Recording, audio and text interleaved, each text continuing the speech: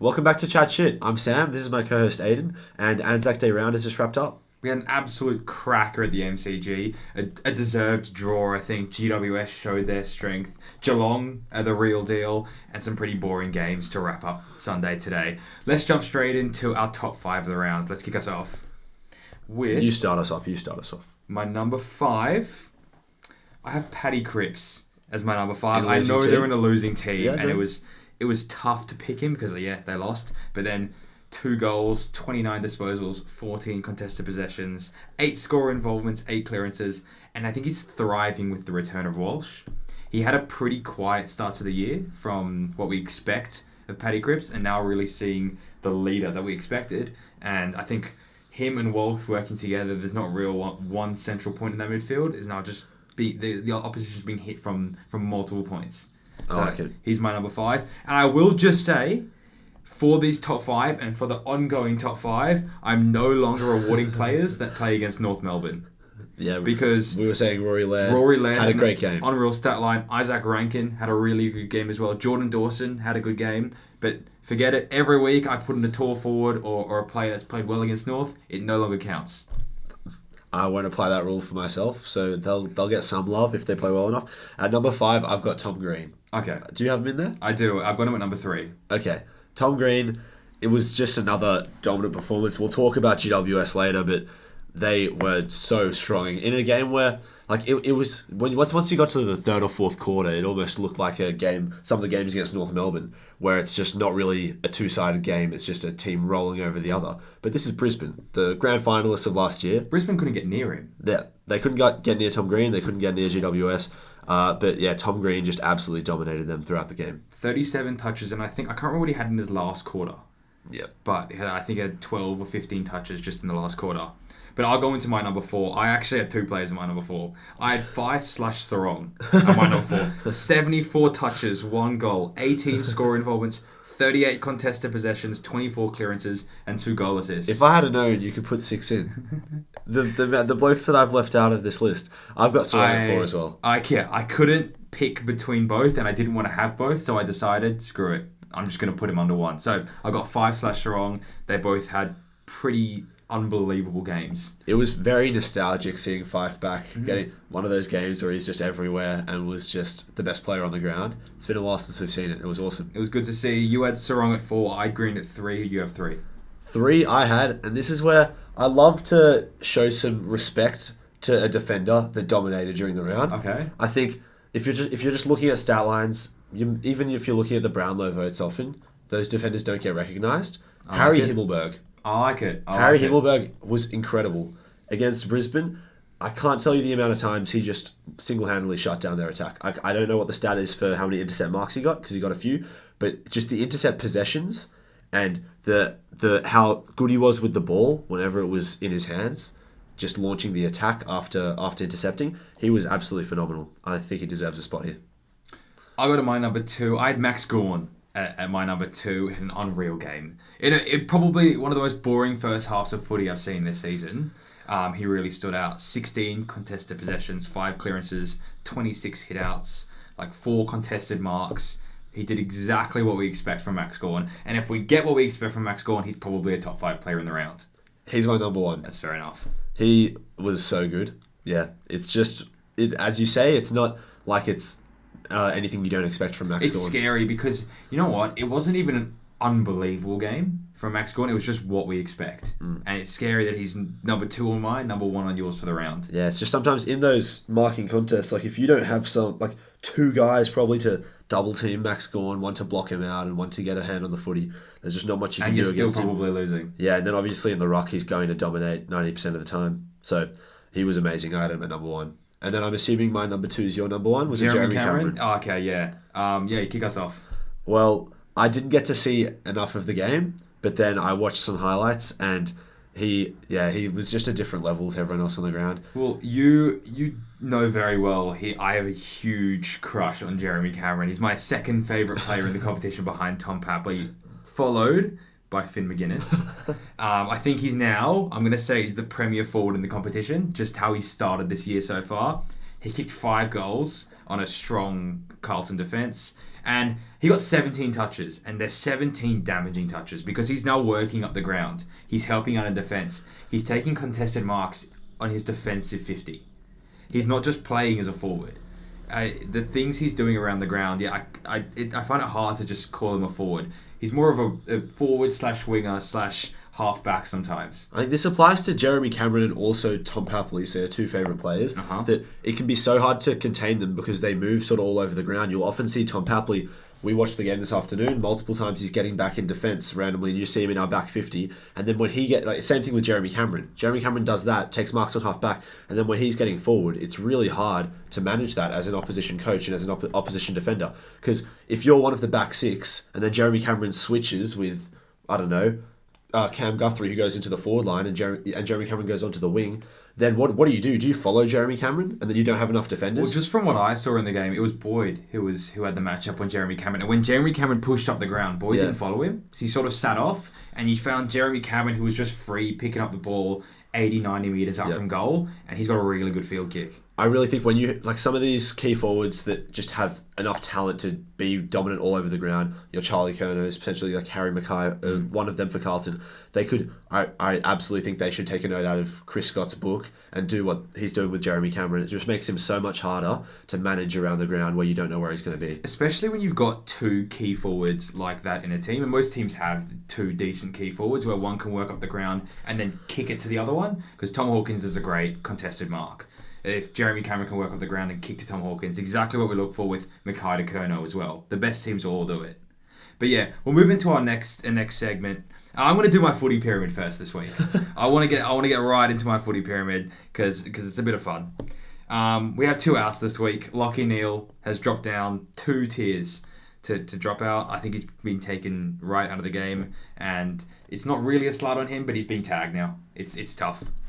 Rosie is also out of the pyramid. He's injured. I wouldn't have taken him out, but I think he's going to be out for about 3 weeks, and gradually, you know, what injury does to people on my pyramid. Jeremy Cameron's in the pyramid. He's now in the top 15 players in the league. I think he's the premier forward in the competition. He's not the highest rated forward on my pyramid, but he's now entered the pyramid. Butters and Walsh keep their places. Tom Green is back in the pyramid after a 1 week exit. Sam Taylor moves down a ranking in the pyramid. I know you're not happy about that, but there's guys I just have to put up. One guy that did rise up is Elliot Yeo. He's moved up to the 4th tier. In 2018, when West Coast won the premiership, he was one of the premier midfielders in the competition. I think he might be coming back to that level. Yep. He doesn't have a lot of time on ground. He's about between 60 and 70% most weeks, but he's incredibly damaging when he's on the field. I think if West Coast win enough games to justify giving any West Coast player an All-Australian pick, if he's plays anything like how he's playing now, he's got to be an All-Australian. That's 100%, and he's definitely in the All-Australian teams at the moment. I've had Petrarca move down two tiers. He was on top a few weeks ago. He was second. He held during the bye, and he's moved down 2 tiers now. A pretty quiet game for Petrarca. Sarong and Curnow hold their spot in the 4th tier.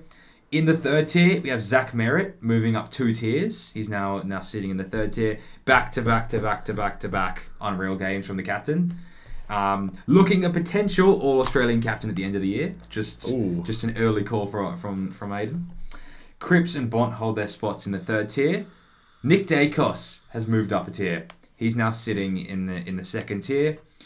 Max Gawn holds his spot, and after Isaac Heaney's performance today, he holds his spot on top. If Isaac Heaney had a bad performance, I was going to have Gawn sitting on top of the pyramid. There's no one you can compare to Gawn in the league. Yeah, 100%. So that's the pyramid. That's the pyramid at the moment. We'll move straight into our hits and misses. Kick us off with the misses.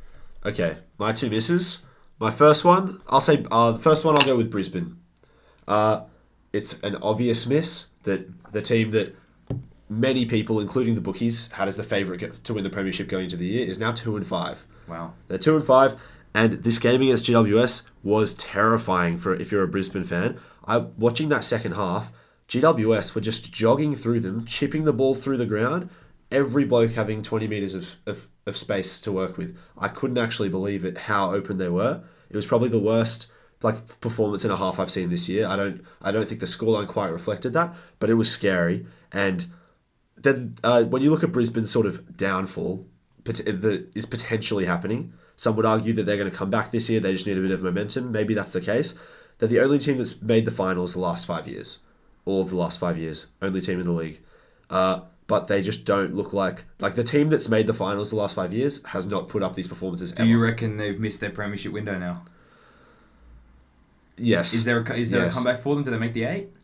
I don't think they make the 8. They're 2-5 in a highly competitive. Yeah, I like it. Highly competitive year. Be ruthless. Yeah, but obviously they can. They have a lot of talent in all over the ground, especially when everyone's healthy and firing. When you have Will Ashcroft back, but it's clear Lockie Neal and Josh Dunkley, big names in the midfield, but there's no spark. There's no spark in the midfield. People are now tagging Harris Andrews as well. Yeah. So maybe I think Brisbane, they've been a team that has played maybe a very similar way for the last 4 or 5 years when they've been a great team, one of the better teams in the league, and so they've become maybe a little bit predictable. I like it. And a bit easy to manage because people and coaches have had enough time to figure them out. I don't know though. We know that how consistent Brisbane have been. Maybe they'll come back. My second miss is Harley Reid being managed. Oh, I was going to make that one of my misses. I don't like it at all. You got a 19-year-old that has brought hope to your... I know that there's all of the over-exaggerations about Harley Reid, but he has brought hope to a team that had no hope, winning for something crazy 9 games out of their last 90 or 100. I saw some stat where it was the first time in 3.5 years they'd won back-to-back games. Yep.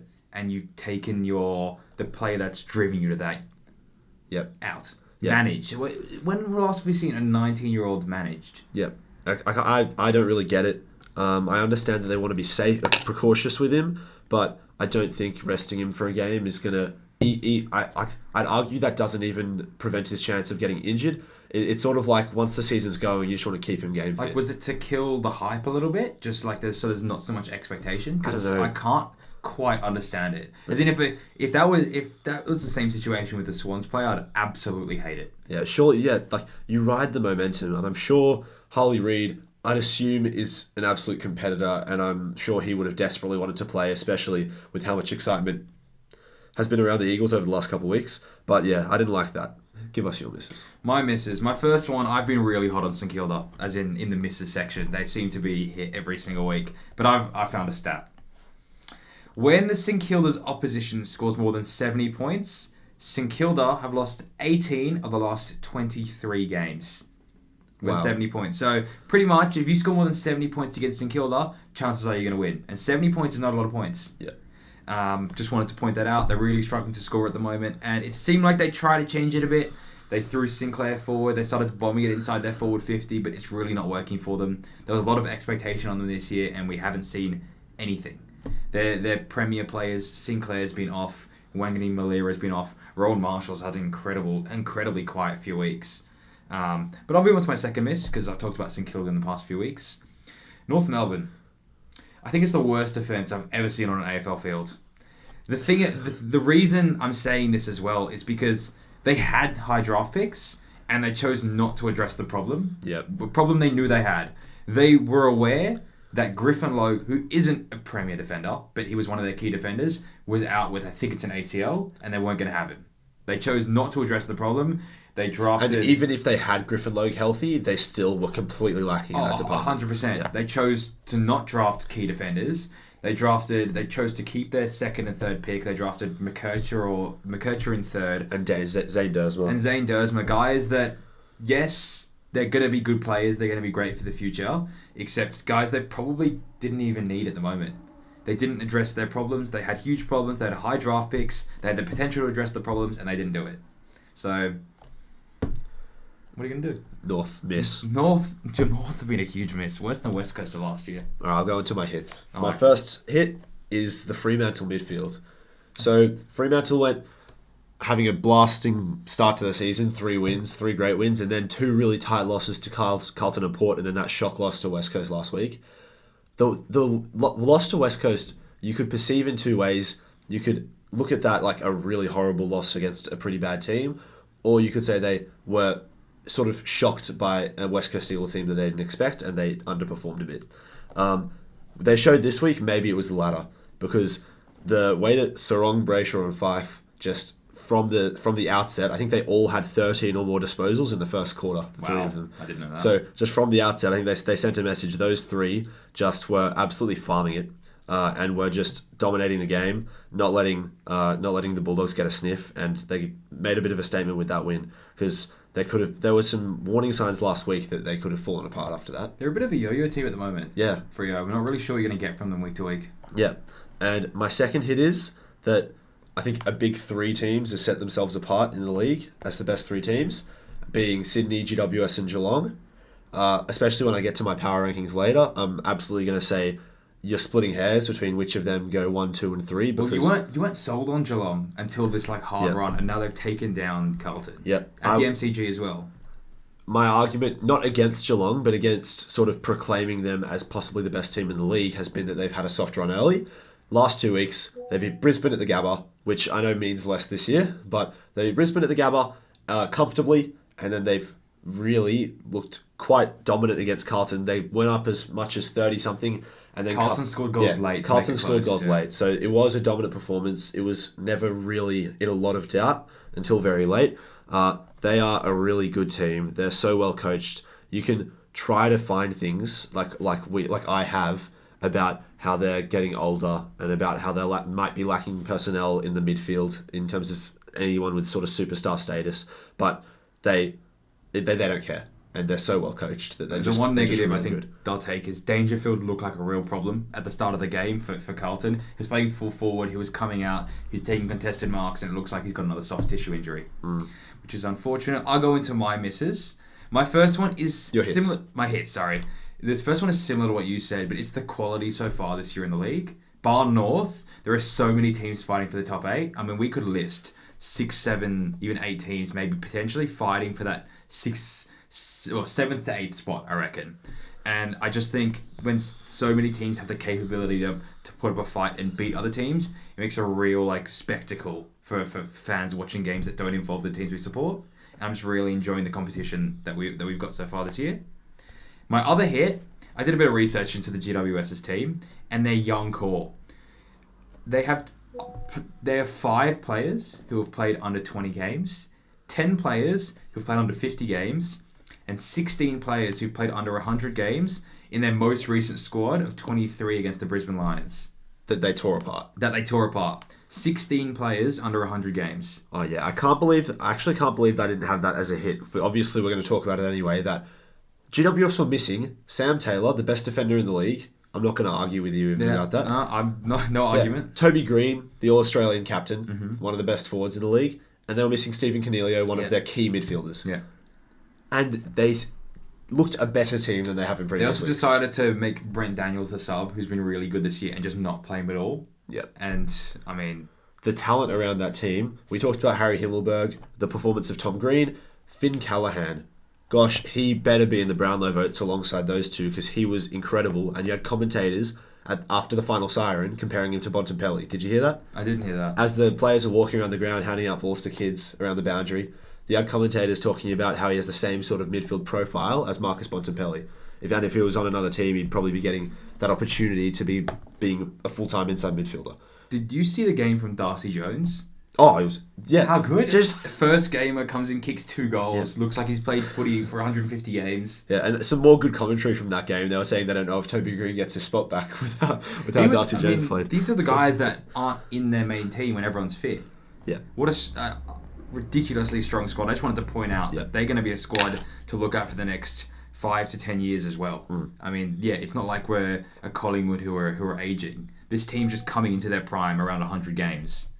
We'll move into the next segment, which is a new segment, which is a rule change that we'd like to make in the AFL. A realistic rule change as well. I'll do my one first, and I've got the Captain's Challenge is my rule change. So, just more stuff to slow down the game. No. It's going to speed up the game. I'll explain why. So, I'm not a fan of the review system.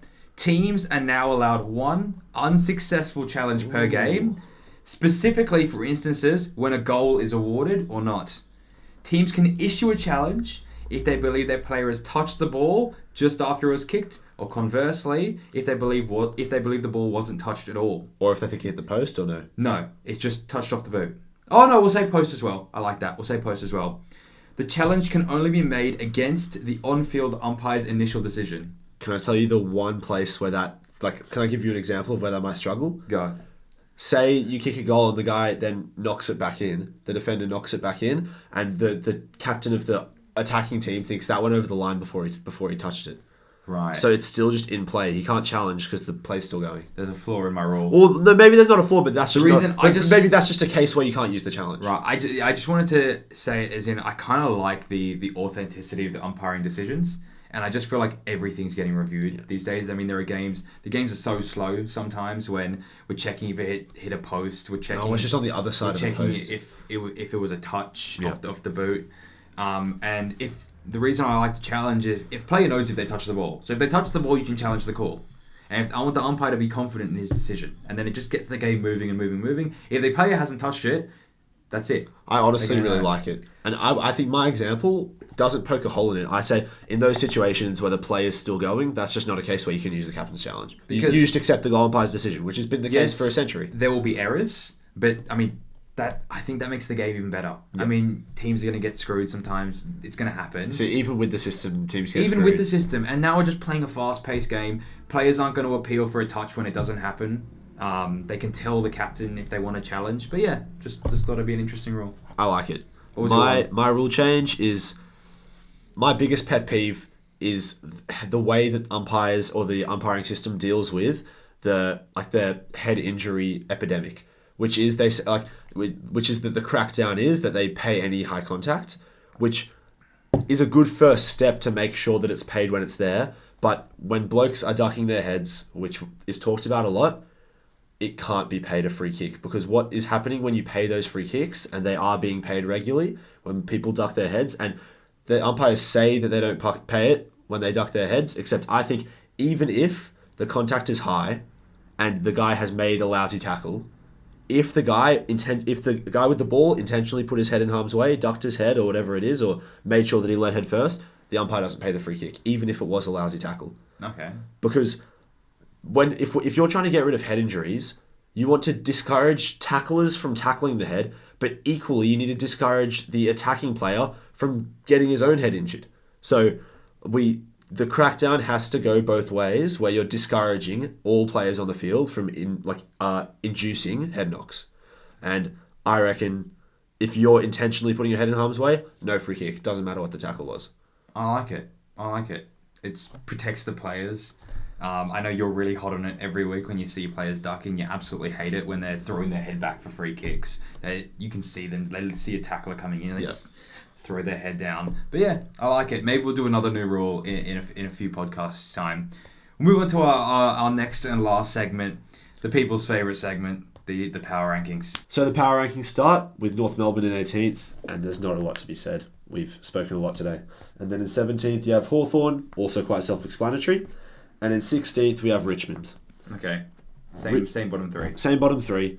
And I want to remind you that this is based off form and vibes, with a focus on vibes. That's the main thing. And form plays a part. Then at 15 I have West Coast keeping their spot there. And I think this week we sort of saw why I didn't jump the gun putting them ahead of Adelaide. Adelaide got a big win over them. And yes, West Coast didn't have Harley Reid, and maybe that took away some of their spark. But I'd love to see West Coast run be sustainable. And they play against the Essendon Age at home this coming week. We don't know what we're going to get from Essendon this year, so who knows what will happen in that game. And Adelaide have the showdown on Thursday night. Ooh, that's always a good game. Yeah, and we'll speak of another game in a second, which is always a good game, with the Anzac Day game. But in 13th we have St Kilda, who, as we talked about, is keeping their spot, can't score. In 12th we have the Bulldogs. Okay, dropping down one spot. Yes, I think this might be the first change of the round. They dropped one spot, and they just get beaten by a Freo side. These are Freo and Bulldogs are absolutely two teams that are going to be clawing for those 7-8 spots. Yeah. I can't see either team really getting a top 4 spot. It'd be incredibly unlikely, but both teams have really strong midfields, and we saw the Freo midfield get the edge. In 11, I have Brisbane. Okay, moving down 2 spots. Yes, and it's so strange because the way that they've played the last few weeks, they deserve to be in 14th, 15th. But you just know the potential that they have. And for the same reason that Based on the ladder, Collingwood would be a lot lower than are a lot lower on the ladder than I think they are as a team. I think Brisbane still have a chance to make the 8 and it's a solid chance to turn it around, but I've got them in 11th. In 10th, I have Gold Coast. Keeping that spot. Yes, and we saw... Edit. What was the Gold Coast game this week? They beat... West Coast. Oh, wait, I said Adelaide beat West Coast. They beat North. Same thing. Yeah. Whatever. Okay. In 10th, we have Gold Coast, who beat West Coast this week in convincing fashion. And I don't think that's as easy as they potentially made it look. It's the same thing with the Swans beating West Coast a few weeks ago. They seem to have been a changed team since they flew to Adelaide for the gather round. Then we've got Fremantle in 9th, who have moved up. And we've talked about them enough, but they had a dominant midfield display. I don't think the question marks have left. They still have the question mark as to whether their forward line is good enough to make the top 8. In the last few power rankings, you had them 2 weeks ago. Fremantle were in 7th. Mm-hmm. Last week, you had them in 12th. Yes. And now, they're in 9th? 9th. Okay. Proper yo-yo team. I like it. Proper yo-yo team. It's just, they have the potential to win games purely based off how strong their defence is. Luke Ryan and Alex Pearce are both making All-Australian campaigns right now. And as well as Jordan Clark is not just a great runner, he's a great defender, and they're well coached and well set up in the defence. They just don't have personnel up forward. Bailey Bantfield's definitely been their best forward this year. Been better than Jai Miss, but he's not dominant in the way that pretty much every other team has a dominant key forward. You can't be relying on Josh Tracy. Yeah. So the question mark's just there based on personnel in their forward line. I do think they're well coached and have talent like in the defence and midfield. In number 8, we have Essendon, the Edge, keeping their spot, and you'll actually note that every other team from here has kept their spot. Melbourne, Port Adelaide, both had good wins. Port against St Kilda and Melbourne against Richmond. And then Collingwood in 5 is a strange one because let's see, where do they sit on the ladder right now? They sit in 10th. I know that they drew with Essendon this week, and they probably should have lost that game. Langford had a shot to win it, and he should have kicked it, and I think Essendon were better for the large part of the match. But the thing is, I just know that the Anzac Day game is always going to be that way. It's always going to be tight. It doesn't really matter what sort of form the two teams are in. It's always tight. And we know that the type of footy that Collingwood played last week when they dominated Port, we know that they can be a top 4 team. And I don't want to be too reactive to an Anzac Day game, which is always close. I do think Collingwood are a really good team. In 4th, I have Carlton, who got beaten by a better Geelong team this week. In 3rd, even though they're 7-0, I have Geelong. Still not sold? I want to ask you, do you think Geelong is better than either GWS or Sydney? I think they have the capability to beat them. But if I'm saying which team has a better chance to win the premiership, I'd have it in the same order. Same order I have? Same order that you have, yeah. Okay. Just right now, like form and vibes, I might have them a bit higher. Yeah, I just think this is where we separate a bit from the ladder, as opposed to just the power rankings reflecting the ladder, is that, yes, they've won every game, and yes, I pose the challenge, can Geelong win tough games? And they've done so against Brisbane, and they've done so against Carlton, but GWS and Sydney, who I have above them, I think are playing in a fashion where they are dominating teams in a way Geelong isn't. And so in 2 I have Sydney, and in 1 I have GWS. Massive game for the power rankings on Saturday. Yep. Where the Swans welcome the GWS Giants. We'll be there. I was about to say the loser drops out of the 8. I won't take away all of the credibility of the power rankings. So that's what we've got, and we'll see you next week for another power rankings and another episode.